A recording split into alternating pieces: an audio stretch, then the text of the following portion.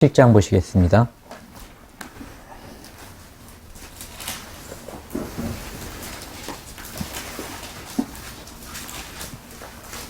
창세기 47장 23절에서 26절까지 천천히 같이 읽겠습니다. 창세기 47장 23절에서 26절까지 말씀입니다. 요셉이 백성에게 이르되 오늘날 내가 바로를 위하여 너희 몸과 너희 전지를 샀노라. 여기 종자가 있으니 너희는 그 땅에 뿌리라. 추수의 5분의 1을 바로에게 상납하고 4분은 너희를 취하여 전지의 종자도 삼고 너희의 양식도 삼고 너희 집사람과 어린아이의 양식도 삼으라. 그들이 가로되 주께서 우리를 살리셨사오니 우리가 주께 은혜를 입고 바로의 종이 되겠사옵니다. 요셉이 애굽 토지법을 세우매 그 5분의 1이 바로에게 상납되나 제사장의 토지는 바로의 소유가 되지 아니하여 오늘까지 이르니라. 오늘도 이제 요셉에 대해서 함께 교제를 하려고 합니다. 처음에 이제 요셉에 대해서 창세기 이제 37장부터 우리가 공부를 했는데요. 이 꿈꾸는 자 요셉에 대해서, 그리고 용서하는 요셉에 대해서 이제 먼저 배웠고요.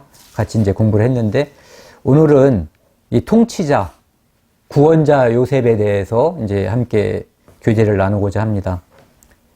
이 요셉은 지금 이제 간단하게 우리가 읽은 것을 보면은 이 요셉이 애굽의 총리가 된 다음에 이제 애굽의 하나님께서 요셉에게 꿈을 줬거든요. 그 꿈 때문에 이 모든 일이 벌어진 거였어요. 요셉에게는 이제 그 요셉을 포함해서 12형제가 있었는데 요셉은 11번째 형제였거든요. 11번째 형제였는데 그가 꿈을 2번 꿨는데 첫 번째 꿈에는 이제 곡식단이 11단이 자기에게 절하는 꿈을 꿨어요. 그래서 그 이야기를 형들에게 하니까 형들이 분한 마음을 가졌죠. 그것은 누가 들어도 형들이 나중에 나한테 절할 거야. 형들은 낮은 사람이 되고 나는 왕이든지 높은 사람이 될 거라라는 그런 이제 예언적인 의미의 꿈이라고 생각을 했기 때문이죠. 그런데 거기다가 요셉이 꿈을 또 한 번 꿨는데 해와 달과 11별이 이제 이번에는 요셉에게 또 절하는 꿈. 그러니까 그 형제들이 이제 생각하기에 그럼 엄마 아버지도 너에게 절을 한다는 거냐? 이렇게 해서 이제 분한 마음을 갖게 된 거죠. 요셉은 그의 아버지가 이제 이스라엘, 이제 다른 이름으로는 야곱인데 야곱은 아내가 넷이 있었어요. 그 넷이 12아들을 낳았는데 그 중에서 가장 사랑하는 아들은 라헬이라고 하는 아내였거든요.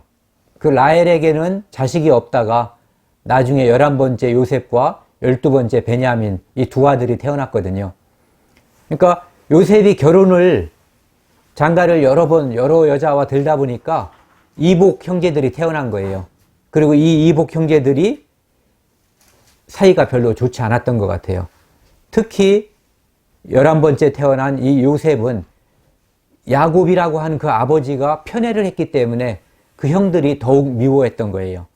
거기다가 이제 이런 꿈을 꾸는 바람에 이제 더 미워했고, 그래서 그 꿈이, 그 증오심이 얼만큼 심하게 됐냐면은 그 꿈이 어떻게 되는가 보자 하면서 그 자기의 친동생을 죽이려고 구덩이에 빠쳤다가 이제 그것을 다시 꺼내내가지고 이제 애굽으로 가는 그 대상들, 사막에서 왔다 갔다 하면서 장사하는 그 상고, 이제 대상이라고 하는 상인들이죠.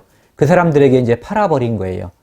그것으로 인해서 요셉은 애굽에 가서 이제 종이 됐죠. 노예가 됐는데 그 집이 이제 보디발이라고 하는 파라오의 성경이 이제 바로라고 되어 있는데 그 파라오, 애굽 왕의 시위대장 집에 종이 된 거예요. 그런데 그 집에서 이 성실하고 하나님께서 요셉 위에 함께 하셨기 때문에 요셉이 하는 일이 형통했다고 되어 있어요. 처음에 그것을 읽을 때 종이 형통해봤자 무슨 소용이 있을까 생각을 했거든요.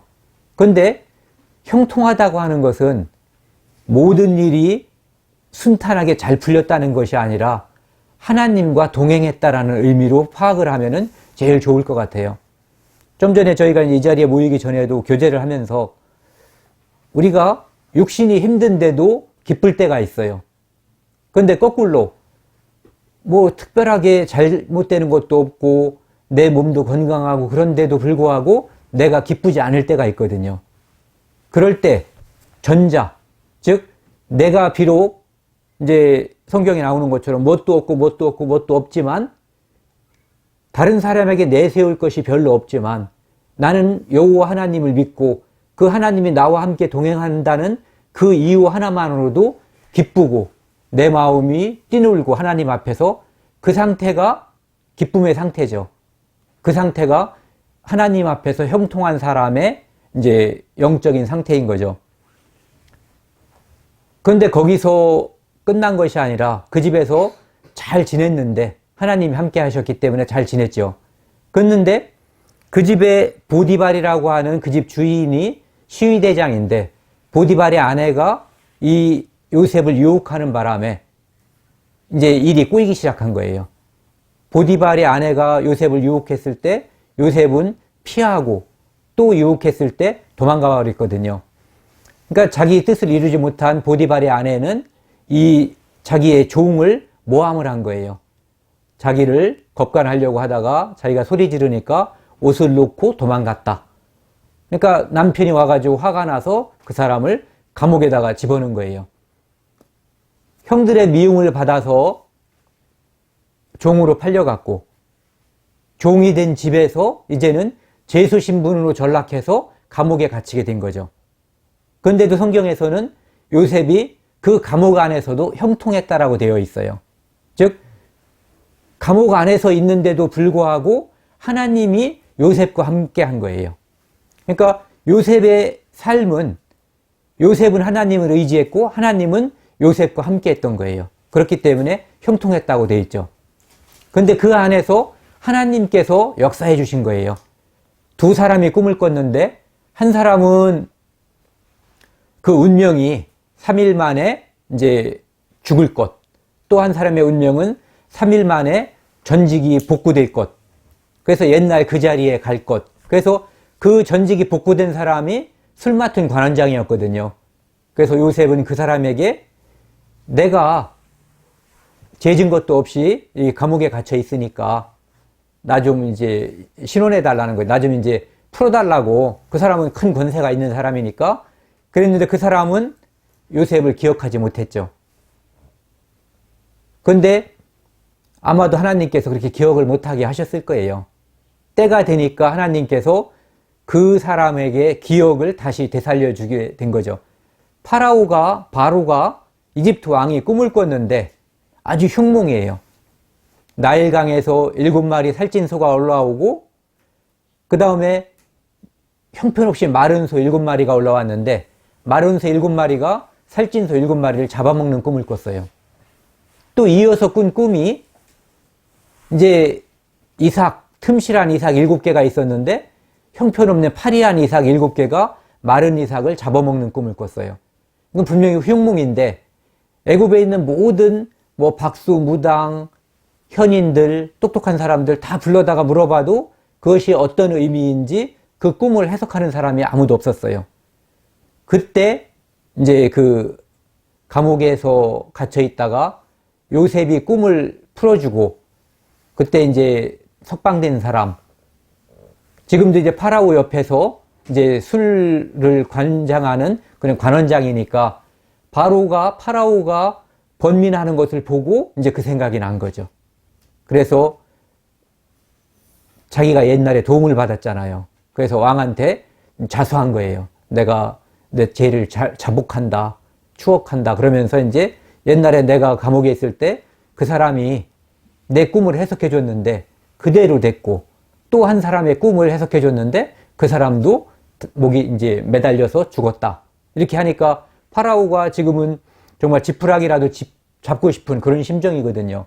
그런 상태에서 이제 요셉을 불러온 거예요. 그래서 세수시키고 옷 갈아입히고 해서 이제 왕 앞에 서는 거죠. 그걸 보면서 하나님 앞에 우리가 설 때도 지금 이대로 서는 것이 아니라 깨끗한 모습으로, 거기서는 이제 몸을 닦고 수염 깎고 그 다음에 옷을 갈아입고 섰다고 되어 있는데, 우리가 하나님 앞에 설 때에는 우리가 이제 죄인으로 태어나서 죄를 범죄하다가 하나님 앞에 갈 때는 그리스도의 성상, 그리스도의 성품과 비슷한 그런 모습으로 변화되기를 하나님께서 원하거든요.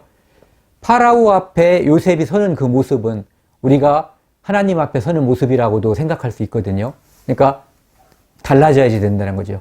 달리 치장해야지 된다는 거죠. 특히 요셉은 겉모습을 치장했지만 우리의 이제 양심, 마음을 치장하고 이제 하나님 앞에 서는 그날이 이제 우리에게 주어지는 거죠. 그렇게 하고 그 꿈의 해석을 딱 해준 다음에 바로는 이 사람을 이제 애굽의 총리로 임명을 한 거죠. 그러니까 종으로 팔려갔다가 모함을 받아서 감옥에 갔다가 거기서 또 잘 풀리나 했더니 이 사람이 2년 동안이나 자기의 억울함을 풀어주지 않고 그 안에서 마음의 고통이 많이 심했을 거예요. 그런데 어느 날 극적으로 파라오의 꿈을 해석해주고 세수하고 그 파라오 앞에서 나타나가지고 갑자기 애굽의 총리가 된 거거든요. 이 모습을 보고 이제 여기까지가 오늘 저희가 이제 읽기 전까지의 대략 이야기거든요. 이거 다 읽을 수가 없어서 이제 간단하게 이제 간추려 보았고요. 근데 이 애굽의 총리가 된 그 모습을 우리가 보기 전에요. 지금 방금 읽었던 그 부분을 잠깐만 보면은요. 다시 한번 제가 읽어보겠습니다. 요셉이 백성에게 이르되 오늘날 내가 바로를 위하여 너희 몸과 너희 전지를 샀노라. 여기 종자가 있으니 너희는 땅에 뿌리라. 추수의 5분의 1을 바로에게 상납하고 4분은 너희가 취하여 전지의 종자도 삼고 너희의 양식도 삼고 너희 집사람과 어린아이의 양식도 삼으라. 이렇게 되어 있거든요. 지금 이제 그 바로 앞구절에 보면은 창세기 그러니까 47장 23절에서 13절에서 20절까지 쭉 보면은 그런 내용이에요. 이제 바로가 꾼 꿈은 7년 동안에 엄청난 풍년이 있고 그 다음에 그 후에는 7년 동안 다시 어마어마한 기근, 흉년이 있을 거라는 꿈이었거든요. 그래서 총리가 된 이 요셉이 그 기간 동안에 식량을 이제 7년 동안에 매 그 토지에 나는 소산의 5분의 1씩 세금으로 거둔 거예요. 그래서 창고가 이제 지금까지 있는 창고가 부족해서 엄청나게 많은 창고를 짓고 그 창고에 처음에 이제 얼마를 집어넣었다라고 계속 기록을 한 것 같아요. 그런데 너무 많이 하나님이 평상시에 소득이 만약에 여기 정확한 숫자는 나와 있지 않은데요. 너무너무 풍년을 보장을 해준 거예요. 그래서 평상시에 10이라고 하는 소출이 났다면은 뭐 30, 40, 50이라든지 뭐 이런 식의 어마어마한 풍년이 있었던 거거든요. 그래서 나중에는 셀 수가 없어서 세지 않고 그냥 갖다 이렇게 저장을 했다라고 되어 있거든요. 그러니까 엄청나게 많은 그것들을 이렇게 저장해 놨는데 그것은 다 누구 거냐 하면은 이집트 왕 바로 거거든요. 일반 국민들은, 백성들은 뭐 조금 저장한 사람이 있을지 모르지만은 이 흉년을 대비해서 파라오가 왕으로서 이제 총리인 요셉을 시켜서 그 사람들이 나머지 흉년이 되면은 그 애굽에 있는 모든 사람과 그 인근에 있는 모든 사람이 충분히 먹을 수 있는 만큼의 양을 저장을 해놓은 거거든요. 근데 이제 풍년이 다 끝나고 이 백성들은 저장을 안 했던 것 같아요. 그래서 이제 한 1년쯤 지나고 나니까 이제 2년쯤 접어드니까 식량이 부족하게 된 거죠. 농사도 지을 수도 없고 자기가 가지고 있었던 양은 없어지고, 그러니까 이제 여기 보면은 아까 제가 말씀드린 그 부분에 보면은 이 돈을 가지고 총리인 요셉에게 가서 식량을 사는 거예요. 근데 개인이 가지고 있는 돈이 다 떨어지는 거죠. 돈이 다 떨어지고 나니까 그 다음에는 짐승, 가축들을 갖다가 이제 주고, 그 가축이 다 떨어지니까 토지를 주고, 그리고 토지를 팔 때 몸도 같이 팔았어요. 이 몸도 이제 나는 바로의 종이다. 백성들이 바로의 다 종이 된 거죠. 근데 어떤 사람들은 이 성경을 읽어가면서 이 요셉의 이 행동에 대해서 이것은 백성을 착취하는 것이다. 성경에서 바라보는, 그러니까 믿음이 있는 사람들이 바라보는 시각과 다르게 이 성경을 이제 모독하고 하나님과 그 요셉의 이 통치를 이제 좋지 않게 폄하하기 위해서 이 요셉은 나쁜 통치자다. 돈도 다 뺐고, 짐승도 다 뺐고, 몸도 종을 만들고, 땅도 다 뺐고, 이렇게 이야기를 하고 있거든요. 그런데 실제로 굶어 죽게 생겼는데 지금 돈을 가지고 있은들 무슨 소용이 있어요? 이 돈은 오직 예전 같으면은 그 돈으로 금도 사고 은도 샀을지 몰라요. 또 싼 땅이 있으면 샀을지도 몰라요. 좋은 집이 있어도 샀을지도 모르고.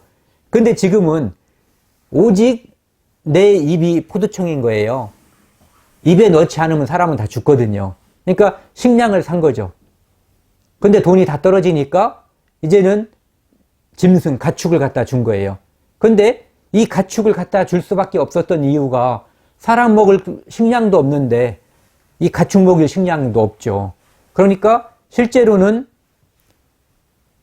돈을 갖다 줬지만 요셉은 그 사람들을 먹여 살린 거거든요. 만약에 안 팔겠다고 하면 죽는 거예요. 또는 요셉이 준비를 해놓지 않았다면은, 팔 수 있는 식량을 확보하지 않았다면은 이 애굽의 백성들은 죽는 거예요. 그 다음에 짐승을, 그 사람들은 이제 이상한 신앙을 가지고 있어서 이 짐승을 잘 잡아먹지 않는 사람들이에요, 거의. 이것들은 농사 질 때나 이렇게 사용하는 그 정도지, 애굽 사람들, 그러니까 가나안 사람들은 짐승을 키워서 털도 짜고 젖도 먹고 그 다음에 잡아서 고기도 먹고 하는 이런 사람들이거든요. 이 사람들이 곧센 땅에다 놓고 이 사람들에게 섞이지 않게 한 이유가 표면적으로는 이 목축을 가증히 여긴다고 되어 있거든요. 그래서 이 애굽 사람들은 그 가축을 자기들의 그 신앙 때문에 잡아먹는 것을 용납을 하지 않는 사람들이거든요. 그런데 그런 표면적 이유 때문에 격리가 됐지만 실상은 애굽 사람과 그 다음에 가나안에서 이주한 사람들은 이제 하나님이 격리를 시킨 거죠. 혼혈되지 않고 이 혈통을, 이스라엘 혈통을 보존하기 위해서. 어쨌든 이 가축을 키울 수 있는 능력이 없는데 요셉이 그 가축을 모두 다 사들여서 이제 먹여 살린 거예요. 그러니까 국가 차원에서 생각을 하면은 이제 백성도 지금 살 수가 있는 근거가 마련된 거고, 요셉 덕분에 또 가축들도 죽지 않고 나중에 언젠가 농사를 져야지 되잖아요. 이 가축이 다 죽어버리면은 사람이 쟁기 끌고 해야지 되는 거예요. 그럼 효율이 확 떨어지죠. 소만큼 힘든 사람은 아마 거의 없을걸요. 그러니까 그 다음에 나중에 이제 전지와 몸도 다 애굽 왕한테 이제 팔아버린 거거든요. 그리고 오직 그들은 소속은 이제 바로 거예요. 애굽 왕 소속이죠. 이제 일종의 종이 된 거니까요. 하지만 그 사람들은 살아남았어요. 그리고 그 마지막 때에 여기 보면은 참 이 사람들의 믿음이 대단하다는 게요. 19절에 보면은요. 우리가 어찌 그 앞이네요. 잠깐만요. 맞네요. 19절. 제가 읽어보겠습니다. 우리가 어찌 우리의 전지와 함께 주의 목전에 죽으리이까? 우리 몸과 우리 토지를 식물로 사소서. 우리가 토지와 함께 바로의 종이 되리니 우리에게 종자를 주시면 우리가 살고 죽지 아니하고 전지도 황폐치 아니하리니이다. 여기 보면 이 사람들이 계속해서 식량만 요구했는데 이제 요번에 와서 요구하는 것은 종자를 요구하고 있거든요. 그러니까 이때가 언제겠어요? 예, 7년이 끝나가는 해일 거예요. 그러니까 이 사람들은 하나님도 믿게 됐을 거고, 대부분의 사람들이. 그 다음에 요셉도 믿게 됐을 거예요. 요셉이 말한 대로 엄청난 풍년이 7년 동안 임했고, 그 다음에 흉년이 지금 6년째 임했기 때문에 이제 7년째, 이제 올해 지나면은 흉년이 끝난다고 하는 확실한 믿음을 가지고 있는 거죠. 그러니까 그전에는 먹기에 급급했지만 이제는 종자를 가지고 씨앗을 뿌려야지 된다는 것을 알고 있다는 거죠.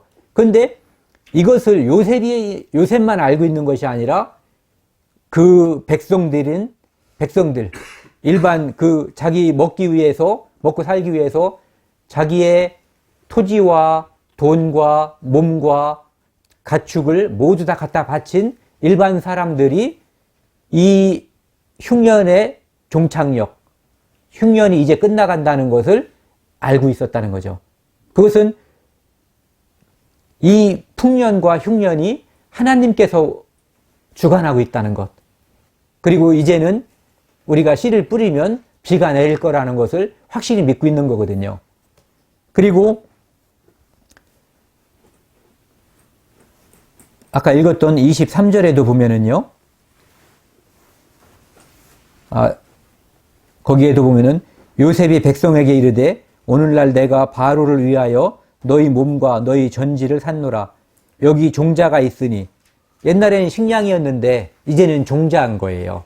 그래서 그 종자를 뿌리고 이제 5분의 1을 이제 세금으로 내라는 거죠. 어떤 사람이 아까도 이제 말씀드렸지만은 5분의 1을 내라는 거에 대해서도 이 요셉이 착취자다, 이런 얘기를 하는 사람이 있어요. 뭐냐면은 이제 하나님이 이 뒤에 율법을 주지만 이제 소득의 10분의 1을 바치라고 돼 있잖아요. 11조라는 거죠, 그것이. 근데 그 소득의 11조라고 하는 것은 세금의 성격이 가장 짙은 거거든요. 그냥 세금이라고 봐도 돼요. 근데 그때는 11조로다가 10분의 1을 걷었는데 여기서는 5분의 1을 걷기 때문에 착취가 심하다, 이렇게 이야기하고 있는데, 이것을 한번 성경을 자세히 읽어보면은요, 저도 이번에 읽다가 그런 생각이 들었어요. 뭐냐면은 그들의 땅일 때 애굽 백성들이 자기 땅을 가지고 자기가 주관하고 있을 때도 국가에서 걷었던 것이 5분의 1이에요. 근데 지금은 땅 주인이 아니에요, 이 사람들은. 쉽게 말하면 소장농이죠. 애굽에 있는 모든 토지는 이제 왕한테 다 귀속이 된 거예요. 자기들이 뺏은 게 아니거든요. 먹고 살기 위해서 스스로 내어놓은 거죠. 근데 그때도 5분의 1, 지금도 5분의 1이라면은 그것은 엄청난 은전이라고 할 수 있는 거죠. 예를 들어서 뭐 설명할 필요도 없죠. 그리고 이 사람들이 그거에 대해서 어떤 태도를 취하는가를 보면은 금방 알 수가 있어요. 이것이 착취가 아니라 은혜라고 하는 것을요. 25절에 보면은 그들이 가로되 주께서 우리를 살리셨으니, 자기들이 산 것이 요셉 때문에 살았다라고 분명히 이야기하고 있거든요. 우리가 주께 은혜를 입고 바로의 종이 되겠나이다. 주께 은혜를 입고. 그러니까 만약에 자신들이 돈도 뺏기고 짐승도 뺏기고 몸도 뺏기고 토지도 뺏겼다고 생각을 하면은 이런 표현을 쓰지 않을 거예요. 근데 오로지 요셉이라고 하는 총리, 그 통치자로 인해서 우리가 그 엄청난 흉년으로부터 죽지 않고 살 수 있었다라는 그 감사와 은혜가 있기 때문에 이런 말을 할 수 있는 거거든요. 그러니까 요셉이라고 하는 사람이 통치자로서 그 백성들에게 사랑을 베풀었다는 것, 그 대상들, 사랑을 베푼 대상들이 은혜로 여기고 있다는 거죠. 내가 아무리 은혜를 끼친다고 해도 그 통치의 대상인 백성들이 나는 착취를 당하고 있어 하면 그건 착취거든요. 근데 그 백성들이 이 요셉의 이 통치에 대해서 감사하고 있다는 거죠. 그렇기 때문에 다른 사람들이 그것을 말하는 것은 근거가 없다는 거죠. 그래서 요셉은 하나님께서 꿈을 꾸게 하고 애굽으로 노예가 돼서 팔리게 하고 감옥에 갇히고 총리가 되고 그렇게 함으로써 이 애굽의 백성들을 다 구원했어요. 그리고 오늘은 우리가 읽지 않았지만은 자기 가나안에 있었던 자기 아버지를 포함해서 자기 형들, 동생, 모든 친족들을 다 구원했거든요. 그래서 그 꿈으로 인한 꿈의 해석과 그 꿈의 역할이 완전히 완수가 된 거죠. 이것으로서. 그래서 하나님께서는 애굽 통치자로서 요셉의 임무를 완전하게 수행을 하게 해준 거예요. 근데 이 모든 것은 이제 꿈으로부터 시작이 된 거죠. 이 창세기 앞부분 한번 보겠습니다. 41장이요.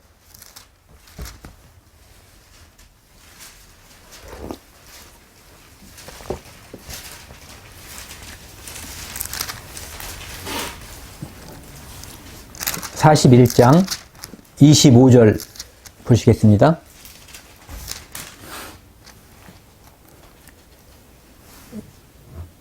아까 이제 제가 간단하게 설명한 부분인데요.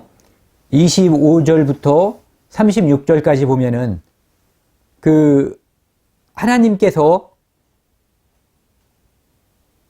어떤 풍년, 흉년, 이 꿈이 어떤 의미인가에 대해서 설명을 하고 있거든요.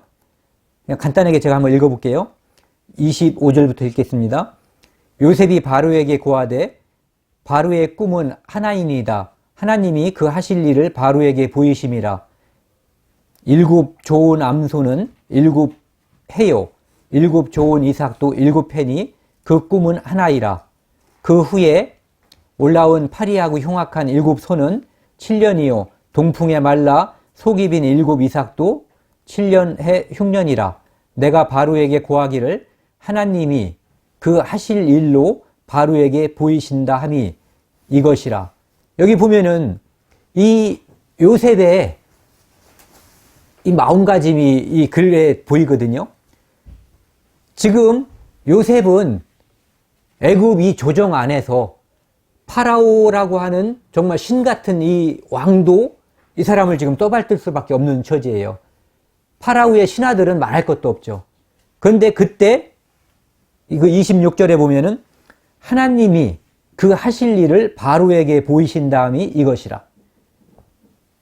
내가 보여주는 것이 아니라 하나님이, 그러니까 주관자는 이 일을 하시는 주관자는 하나님이시고, 비록 바로가 애굽의 왕이지만 당신에게 보이고 있는 분은 하나님이시다.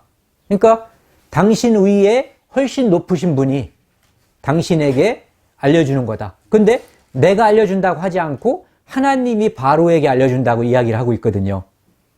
그 다음에 그 뒤에도 보면은요, 32절에요.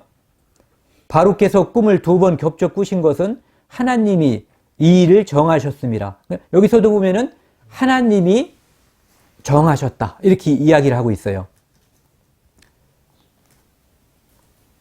그러니까 요셉이 어떤 마음, 자기를 애굽의 총리가 되게 하신 분도 하나님이시고, 그리고 지금 그 꿈을 해석하게 하는 분도 하나님이시고, 그리고 앞으로 풍년과 흉년을 주관하실 분도 하나님이시라는 거죠. 그러니까 나는 단지 하나님의 도구로 쓰일 뿐이지, 내가 지금 내 입을 통해서 무엇을 말하고 있다고 해서 내가 하는 게 아니라는 거죠. 그 사람들은 지금 얼마나 이 요셉이라고 하는 30살 먹은 청년을 지금 이렇게 관심을 가지고 쳐다보고 있을 거예요. 이 사람이 금방 자기가 높아질 수 있는 그런 환경이 지금 딱 처해져 있는 거거든요. 그 상황에서 요셉은 처음부터 끝까지 하나님만 딱 드러내는 거죠. 그 다음에 이 33절부터 제가 36절까지 읽겠습니다. 어떤 사람들이 무엇인가 지금 현재 불만인 것을 타개하기 위해서는 늘 대책을 세워야지 돼요. 그리고 그 대책은 내가 제시해야지 돼요. 내가 불만이니까. 다른 사람은 불만이 없어. 그런데 내가 불만이에요. 그러면은 그거에 대한 대책을 내가 제시해야지 되죠. 만약에 그 대책을 내가 제시할 것이 아니면 이런 어려움이 있다고 하소연만 하고 말아야지 불만을 말해서는 안 돼요. 여기 보면은 33절에서 그 뒤에 부분은 이제 이런 거죠. 요셉이 33절부터 읽겠습니다. 이제 바로께서는 명철하고 지혜 있는 사람을 택하여 애굽 땅을 치리하게 하시고 바로께서는 또 이같이 행하사 국중에 여러 관리를 두어 7해 풍년에 애굽 땅의 5분의 1을 거두되 그 관리로 장차올 풍년의 모든 곡물을 거두고 그 곡물을 바로의 손에 돌려 양식으로 하여 각 성에 적치하게 하소서. 이와 같이 그 곡물을 땅에 저장하여 애굽 땅에 임할 7해 흉년을 예비하시면 땅이 흉년을 임하여 멸망치 아니하리다. 그러니까 어떻게 하라고 딱 이야기하거든요. 이때도 보면은 이 일이 하나님께로부터 왔다는 것을 이제 알고 있는 거죠. 그리고 재밌는 것은 이것을 한 번만 딱 듣고 나서 바로의 태도라는 거예요. 바로는 지금 완전히 쫄았어요. 그 엄청난 자기가 생각할 때 무서운 꿈을 꾼 거거든요. 그리고 그것이 애굽을 망하게 할 수도 있다라는 두려움을 가지고 있는 거예요. 일개 백성들도 두려움을 가질 수 있지만 이 파라오는 그 왕국을 다스리는 사람이고 잘못하면은 이 왕국 자체가 멸망할 수도 있다라는 두려움을 가지고 있는 거거든요. 그런데 요셉이 하나님으로부터 온 그 대책을 이야기하고 할 때 이 파라오가 바로 이야기하거든요. 이 37절부터 읽겠습니다. 바로와 그 모든 신하가 이 일을 좋게 여긴지라. 여기서 보면은 이 바로도 그렇지만은 사람들이 엄청난 환란이 오면은 쉽게 단결이 되는 것 같아요. 정말 보도 듣도 못하던 어린 내송이잖아요. 30살짜리. 민족도 다른 민족이고 감옥에 있었던 죄수였고 그 사람을 데려다가 지금 왕이 지금 총리를 삼은 거거든요. 총리를 삼는 거죠. 그런데 그런 대책에 대해서 이 사람들이 전혀 이의를 제기하지 않고 있다는 거예요.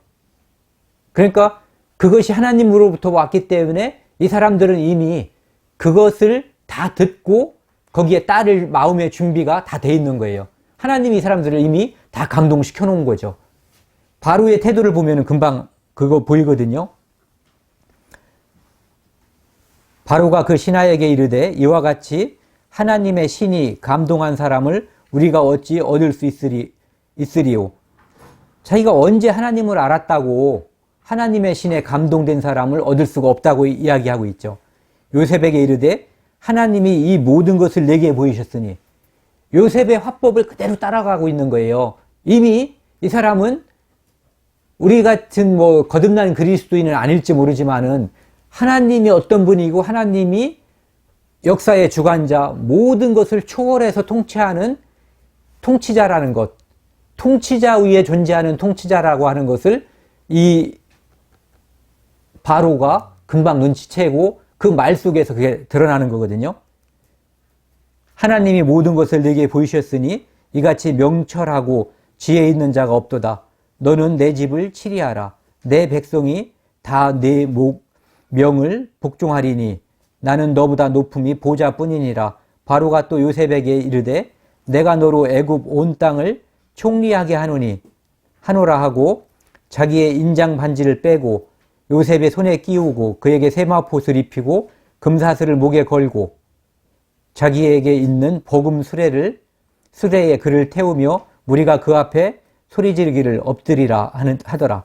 그러니까 갑자기 이제는 정말로 총리가 지금 딱 된 거거든요. 인장 반지는 우리나라 같은 것은 뭐라 그래? 옥새라고 그러나요? 큰 인장, 그 도장을 딱 찍어서 이제 이게 왕명이라는 걸 증명하는데, 이 애굽이라든지 이런 데는 그런 거 말고도 이거 자체가 왕의 도장이래요. 그래서 어디서든지 이거 딱 찍어가지고 공문을, 뭐 출장 중에서도 공문을 다 발송할 수가 있는 거죠. 그러니까 실제로 총리로서 바로의 다음 실권자로서 모든 공문서를 발송할 수 있는 실권을 준 거예요. 그 다음에 이제 지금은 감옥에서 나와가지고 뭐 이제 적당한 옷을 입고 나왔겠지만 이제 세마포 옷을, 그 신분에 맞는 옷을 준 거죠. 그 다음에 그 명예를 상징하는 금을 이제 딱 둘러놓은 거예요. 그러니까 실질적인 애굽의 총리로서 이제 요셉이 임명이 된 거죠. 그리고 이 사람이 이제 바로 결혼을 하게 되거든요. 근데 이 결혼하는 모습을 보면은 애굽 사람으로서 이제 임명을 하고 바로가 이 사람을 여기 보면은 샤브넷 바네아라고 이름 지었는데, 이 샤브넷 바네아라고 하는 이름이 뭐 세상의 통치자, 세상의 구원자라는 뜻이래요. 그러니까 바로가 지어준 이름이지만 요셉의 그 실제 모습과 딱 어울리는 그런 이름이거든요. 그리고 그 당시에 왕다움으로 이렇게 실권을 가진 사람들이 제사장 계층이거든요, 옛날에는. 그래서 그 제사장의 딸하고 결혼을 시켜준 거죠. 그러니까 최고의 권력과 최고의 예우를 딱 받고 있는 거예요. 그것은 이 요셉이 엄청난 고난을 통과한 다음에 하나님께서 그에게 주는 영광을 예표하고 있거든요. 마치 예수 그리스도께서 이 땅에서 사람들에게 조롱을 받고 맞고 그 다음에 십자가에 못 박혀서 모든 피를 흘리고 십자가 상에서 돌아가시고 부활한 다음에 이제 영광을 차지한 것처럼 모든 고난을 통과한 요셉에게 총리와 그 다음에 그 위치에 맞는 아내, 이것을 얻게 되는 거죠. 그리고 그 모습은 나중에 우리 그리스도인들이 이 땅에 사는 동안에 우리는 우리의 뜻을 다 못 펴거든요. 그것은 우리가 능력이 없어서도 못 펴지만은 우리가 하려고 하는 일이 단지 오라도 이 세상은 우리가 원하는 대로 다 안 해줘요. 이 세상은 사탄이 통치하는 세상이기 때문에 우리는 그 안에서 참고 인내하고 하나님의 나라를 기다리는, 마치 이 요셉의 모습을 보면은 어떤 사람이 저랑 같이 교제를 하다가 그 얘기를 하더라고요. 요셉은 다 알았기 때문에 버틴 거 아니냐. 꿈으로부터 하나님이 이상을 보여줘서 너는 나중에 왕처럼 높은 자리에 올라가고 네 형들과 부모님도 너한테 절을 할 만큼 그런 높은 자리에 올라갈 것을 모든 걸 다 알았기 때문에 요셉은 종일 때도, 형들이 팔아먹었을 때도 참을 수가 있었고, 종일 때도, 억울하게 누멍 썼을 때도, 감옥에 갇혔을 때도, 자기가 도움을 준 사람이 자기를 잃어버리고 2년 동안 아무런 조치를 취하지 않을 때도 인내할 수 있었다라고 생각을 하고 이야기를 하더라고요. 그럴 수도 있죠. 그렇다면은 우리 그리스도인들은요? 우리 그리스도인들도 다 알아요. 우리가 이 세상에는 고난을 받을 수밖에 없는 거고, 그리고 그 고난을 애매히 받는 고난도 참고 우리가 그리스도의 성품에 이제 가까이 가기 위해서 이 세상에서 범죄하지 않으려고 노력을 하고 다른 사람에게 선을 베풀고 그렇게 살면은 하나님께서 우리에게 거기에 합당한 상급을 주시겠다고. 상급을 안 줘도, 전혀 상급을 주지 않는다고 해도 단지 그분이 우리를, 그 대단하신 분이, 창조주께서 우리를 구원하기 위해서 십자가에 못 박혔다는 그것만 가지고도 우리는 모든 것을 참고 견디고 감사하고 그 은혜를 늘 생각하고 살아야지 마땅하거든요. 하물며 상급까지 준다고 다 알고 있거든요. 요셉은 아는데 실천했고 우리는 잘 실천을 못하거나 미루는 거죠. 그러니까 요셉과 우리가 크게 다를 바가 없다는 거죠. 그런데 성경에 요셉을 기록한 것은 요셉을 본받으라고 기록했을 거예요. 요셉은 실천했고 성공했기 때문에요. 그리고 요셉은 그 바로 뒤에 보면 그런 게 나오죠. 요셉이 온 애굽을 순찰했다고 돼 있어요. 죽도록 고생했잖아요. 그리고 이제 하루 만에 총리가 되고 바로 결혼을 하고 30세 된 이제는 유부남이죠. 그가 결혼하고 집에서 이 뒤에 보면은 그런 게 나오잖아요. 하나님의 율법에 누가 결혼했으면은 1년 동안 군대도 보내지 말고 그 아내를 기쁘게 해주라고 돼 있거든요. 근데 요셉은 애굽 전역을, 온 애굽을 순찰했다고 돼 있어요. 요셉이 아버지 밑에서 양칠 때, 그 다음에 보디발의 집에서 종살이하고 그 집에서 가정 총무로 있을 때, 감옥에서 전옥 밑에서 감옥의 사무를 볼 때 늘 성실했거든요. 그 성실성은 하나님이 줬다고 볼 수 없는 거예요. 본인이 성실했겠죠. 왜냐하면 인간은, 우리도 성실하고자 하는 마음과 나태하고자 하는 마음 또는 누구를 눈속임하려고 하는 그 마음이 동시에 다 가지고 있거든요. 그런데 요셉은 늘 성실하게 그 일을 했던 거예요. 그렇기 때문에 하나님이 동행한 거죠. 성실했기 때문에 동행한 게 아니라, 거꾸로 됐나요? 꼬였어요. 그러니까 동행했기 때문에 성실한 게 아니라 성실했기 때문에 하나님이 동행하신 거죠. 그러니까 우리도 지금 하나님 일에 성실하면은 하나님이 우리와 동행할 거예요.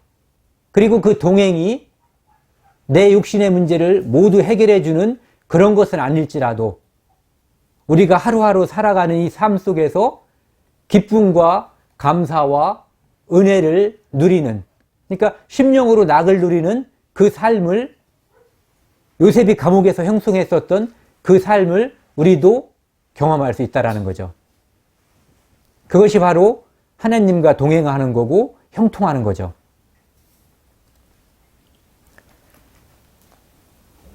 그래서 애굽은 요셉이라고 하는 청년에 의해서, 그 위에 초월적으로 역사하는 하나님에 의해서 애굽이 구원을 받았어요. 물론 이 애굽은 어떻게 보면 운이 좋은 거예요. 애굽을 구원하려고 하는 이 목적보다 어쩌면 하나님의 구원의 대상은 가나안에 있다가 이곳에 정착한 그들에게 있을 거예요. 가나안에서 기근 때문에 이제 애굽으로 온 이스라엘 민족들, 그 사람들을 이제 먹여 살리고 구원하고 하나님의 백성으로 이제 수를 많게 하기 위해서 좋은 조건으로 여기다 이제 살게 해주는 거죠.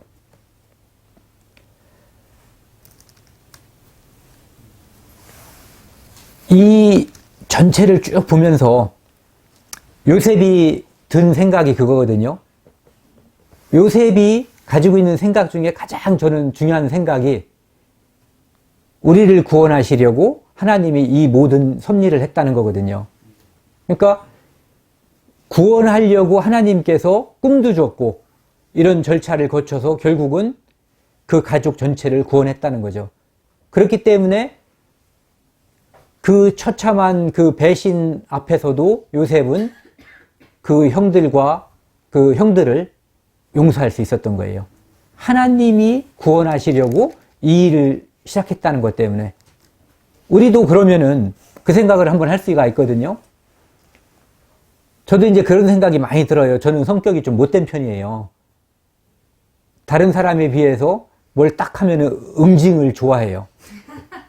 그러니까 그냥 참고 하면 다행인데 그냥 적당히 기억해 놨다가 때가 되면 이제 응징하는 그런 건데, 이 성경을 보고 이 요셉에 대해서 이렇게 쭉 공부를 하고 그러면서 정말 하나님은 이 응징을 하는 게 아니라 이 모든 것을 하나님께 맡기는 걸 좋아한다는 거.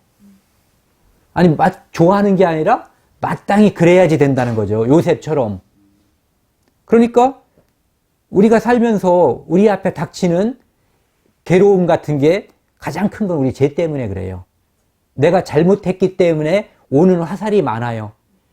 우리가 그리스도인답게 살기 때문에 오는 애매히 받는 고난도 있지만, 그거보다는 적어도 제 삶에서는 제가 잘못해서 오는 고난이 더 많다는 거죠.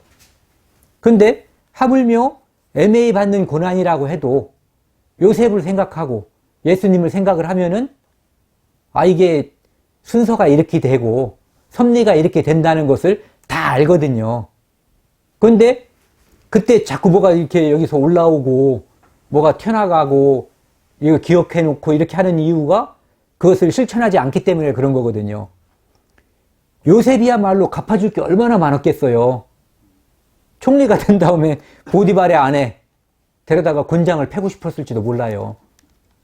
보디발이 또 깜빵에다 가뒀으니까, 내가 그렇게 성실하게 일했는데 너 나를 못 믿고 나를 깜빵에 가뒀냐? 물어볼 수도 있고, 형들은 또 말할 것도 없죠. 그런데 그런 거에 대한 조치가 성경에 단 한 번도 없잖아요. 그걸 보면서 정말 하나님의 사람은 이런 거구나. 그리고 우리가 하나님의 사람이잖아요. 그리스도인. 그러면은 우리도 이렇게 살아야 되겠구나라는 생각이 들어요. 근데 그것을 자꾸 잊는 이유가 뭐냐면은 이런 교제를 자주 하지 않는다는 거죠. 늘 이걸 생각하고 우리가 모일 때마다 요셉 이야기하고 예수님의 십자가 이야기하면은 그렇지. 내가 오면서 무슨 뭐를 했다고 쳐도 가면서는 내가 그리스도인답게 살아야지라는 생각을 갖거든요. 실수하는 거하고 그런 생각도 없이 뭐가 저질러지는 거하고는 전혀 다른 거거든요. 실수하는 그리스도인은 개선되는 거지만 그런 생각도 안 하고 죄 짓는 그리스도인은 개선될 까닭이 없는 거거든요. 그러니까 이 교제라고 하는 것이 그렇게 중요한 거죠. 교제를 하면은 우리는 반성하게 되고 소망을 하늘에 다시 갖게 되고 그것을 또 한 번 되새기게 되거든요. 그래서 내 입에, 주로 우리가 뭐 하는 게 입이잖아요. 입에 이제 자갈을 좀 더 물리는 거죠. 이거는 안 쓰잖아요. 주로 입인데, 입으로써 하는 것을 이제 아까 말씀드린 것처럼 요셉을 생각하고 예수 그리스도를 생각하면서 인내하고, 그리고 어떤 것은 우리가 내가 주동적으로 잘못을 해야 될 때 인내할 수 있고, 남이 주동적으로 잘못한 거에 대해서 참고 견딜 수가 있는 거죠. 이 전체 드라마를 쭉 보면서 저는 이제 그 생각이 드는 거예요. 아까도 말씀드렸지만은 애굽 총리 의회에 바로가 역사했지만 총리를 임명한 것은 바로잖아요.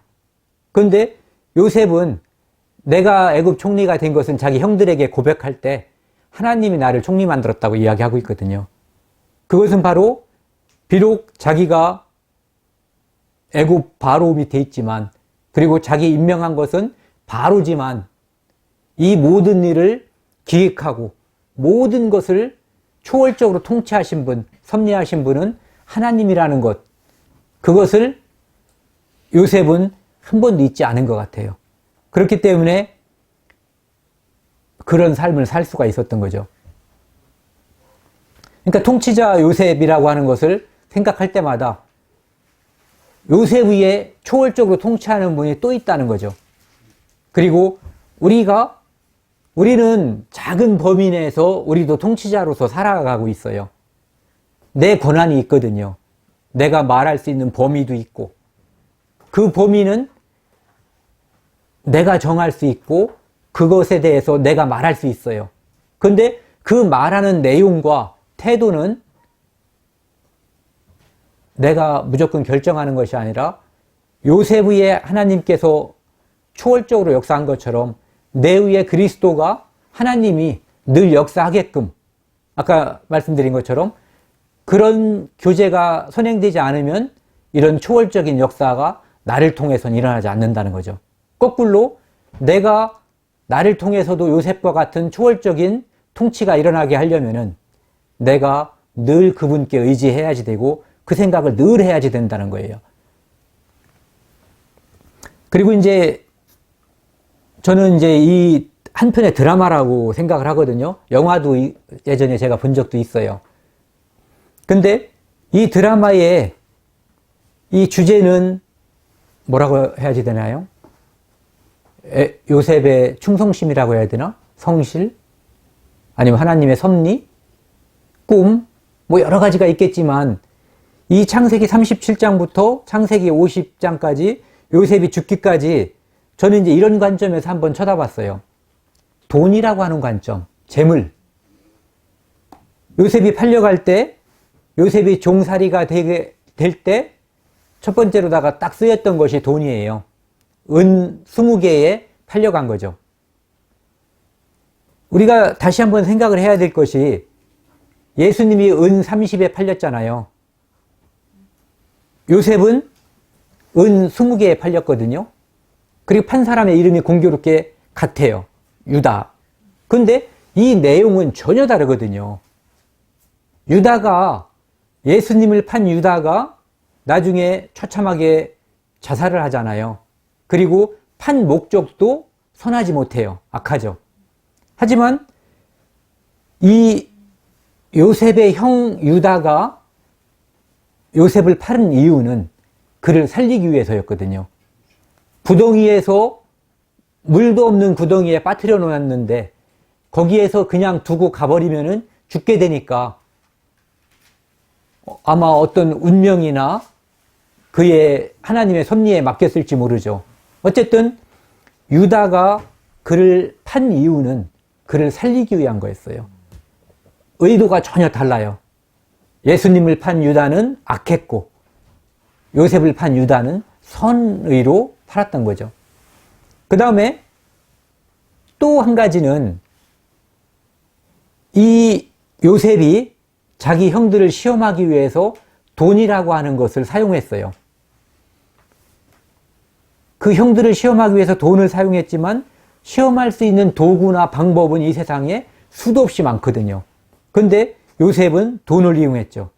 처음에 그 곡식을 사러 왔을 때 그들에게 곡식을 담은 그 자루에 돈을 다 도로 넣었어요. 이를테면은 이제 10명이 온 거죠. 10명이. 10명이 왔는데 시므온 여기다가 이제 볼모로 잡아놨고 9개 자루는 10개였을라나요? 어쨌든 이 자루마다 돈을 다 담아준 거예요. 곡식값을 받지 않았다는 거죠. 곡식값을 받지 않고 돌려줬어요. 예전에는 저는 그것을 읽을 때 이 사람들이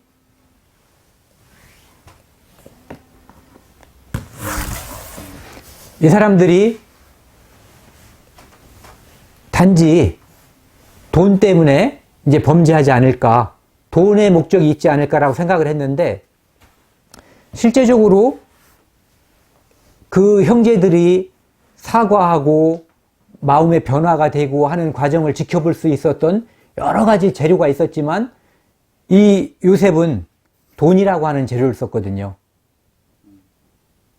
돈이라고 하는 것은 사람들의 마음을 쉽게 미혹할 수 있는 재료예요. 돈 때문에 유혹되지 않는 사람이 별로 없을 만큼 우리가 이 자리에 모여서 함께 교제하는 것도 누군가가 돈 때문에 미혹돼서 엉뚱한 짓을 했기 때문에 여기에 모였는지도 몰라요. 정말 돈이라고 하는 것이 사람의 마음을 그렇게 쉽게 바꾸는지 몰랐어요. 그리고 저도 이제는 그런 말을 해요. 예전에는 어떻게 그럴 수가 있냐 그러는데 그런 말 하잖아요. 그 사람의 진짜 인격을 보려면은 돈과 권력과 쓸데없는 여자를 줘봐라. 그러면은 이 돈을 어떻게 사용하는지, 남의 돈을 떼먹는지 안 떼먹는지, 남의 돈을 그냥 갖는지 안 갖는지, 갚을 때 갚는지, 돈이 많아져도 교만해지지 않는지, 권력을 줘도 겸손한지, 자기 아내 아닌 여자를 품는지 안 품는지, 이런 것을 보면은 그 사람이 진짜 인격이 드러난다고 얘기하거든요. 어쨌든 그 재료로서 돈을 주었고, 그 다음에 두 번째 그 시험 때도 돈과 은잔을 집어넣었죠. 이제 물론 은이라고 하는 것은 점치는 용도도 있지만 그 당시에는 상당히 비싼 그런 이제 대가를 지불해야만 얻을 수가 있는 그런 거거든요. 제가 이제 이런 말씀을 꺼낸 이유가 그 성경에 나와 있는 요셉이 몇 사람이 있어요. 이제 우리가 잘 알고 있는 요셉, 마리아의 남편 요셉이 있죠. 그 다음에 이분도 성경에서 보면은 대단한 믿음을 가지고 있는 그런 분이잖아요. 그리고 또 한 가지는 아리마대 요셉, 예수님이 십자가에 못 박혀 돌아가신 후에 그 시신을 당시에 오늘날로 말하면은 상당히 이렇게 중재인으로 그 국가적으로 로마에서도 그 다음에 자기 민족적 유대인들 민족적으로 이제 중재인 취급하는 그 사람이 죽었는데 이 사람들이 볼 때는 사람이잖아요. 죽었는데 그 시신을 갖다가 달라고 해서 후하게 장사를 치러줄 수 있는 굉장히 대단한 분인 거예요. 용기도 있고. 그리고 수많은 요셉이 성경에 나와 있어요.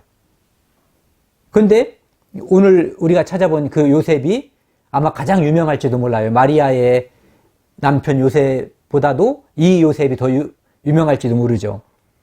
근데 어쨌든 간에 이 대단한 요셉이라고 하는 사람의 이름을 이상하게 나쁘게 사용하고 있는 사람들이 있다는 거죠. 이를테면은 예를 들어서 사람 이름 뒤에 어떤 사람은 충무공 이순신 장군 이렇게 말하면은 이순신 장군 앞에 충무공이라는 것을 붙여가지고 이분을 이제 더 빛나게 만드는 그런 거거든요.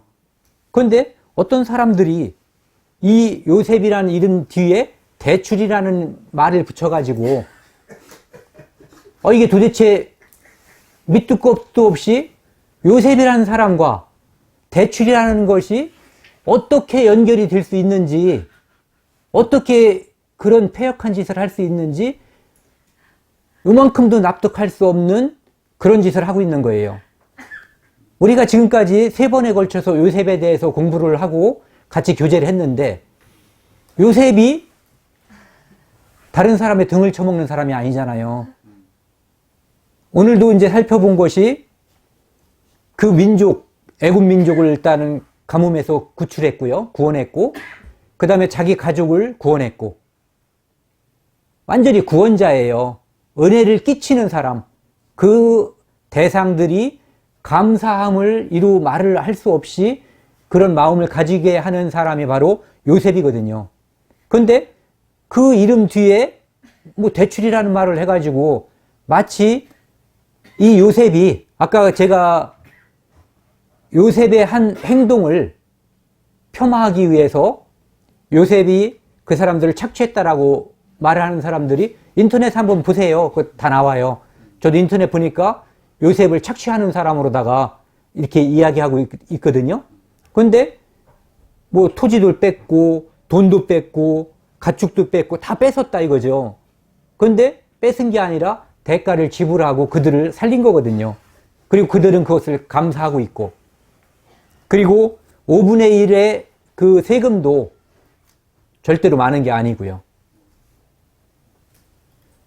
근데 이렇게 쏘면 안 된다는 거죠.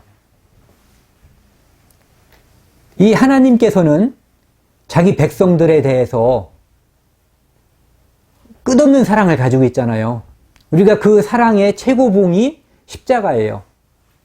그런데 구약에 나와 있는 하나님의 그 사랑을 보면은 어떤 때 읽다가 이분이 이런 것까지 신경을 쓰나.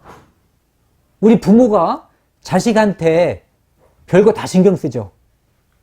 하다못해 여기 손끝에 뭐가 저기 가시 같은 게 찔려 있어도 얼마나 아픈지 그게 신경 쓰이고, 뭐 요런데 뭐 조그만 뾰루지 같은 것만 나와도 엄마 아버지 마음에 그 자식이 신경 쓰이잖아요. 그것처럼 하나님께서는 그 자기 백성, 물론 이제 이 구약 일정 부분에서는 자기 백성이라는 것이 이스라엘 민족이지만 자기 백성 전체, 이 땅에 태어난 모든 사람을 위해서 십자가에 못 박히신 분이 하나님이시잖아요. 예수님. 근데 구약에 있는 그 사랑의 표현들만 봐도 우리가 어떤 때 제가 진짜로 이렇게 눈물이 나온 적도 있어요. 출애굽기 22장 한번 보시죠.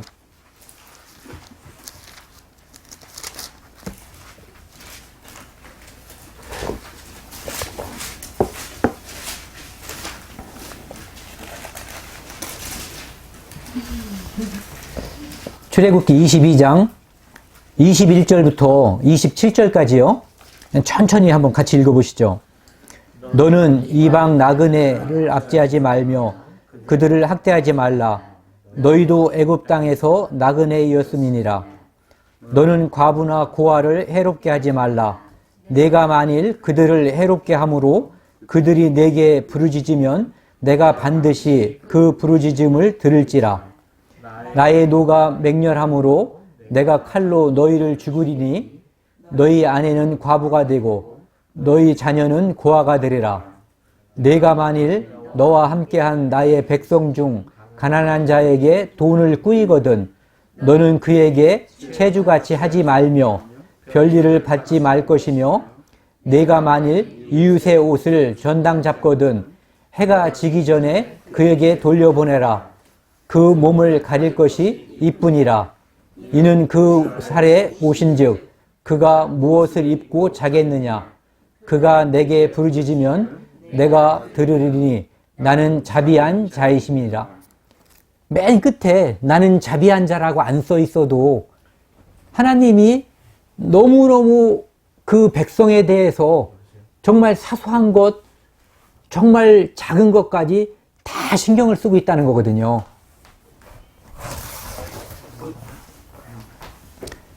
여기 보면은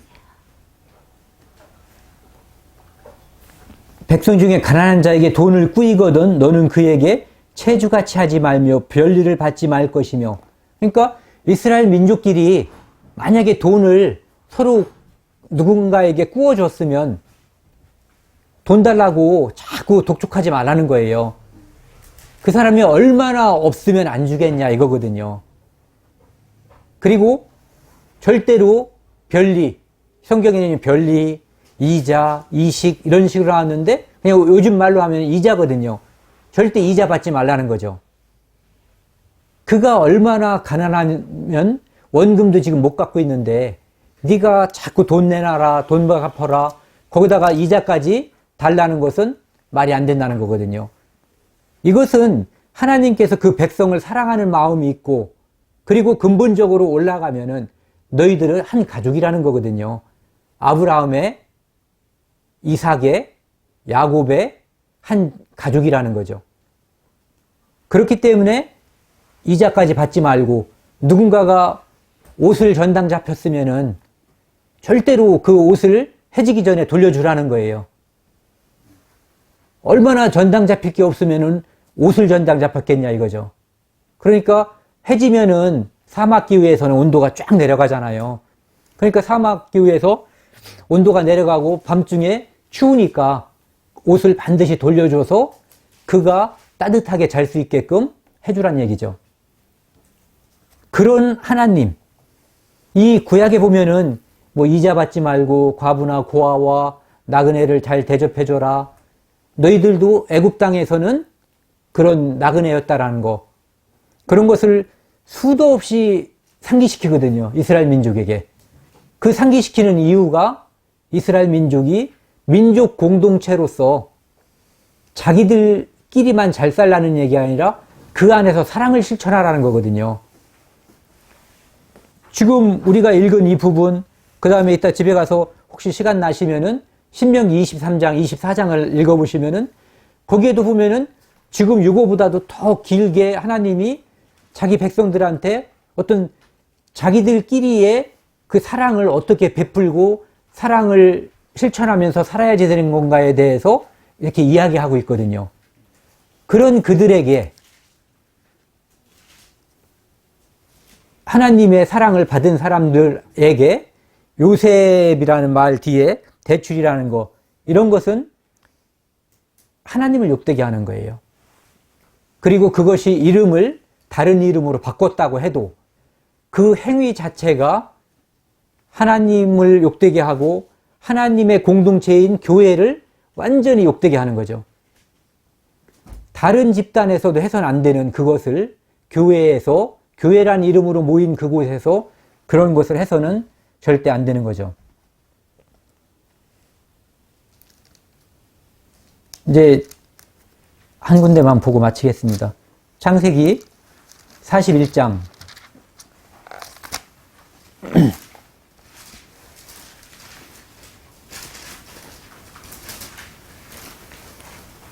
51절하고 52절을 같이 한번 읽어보겠습니다.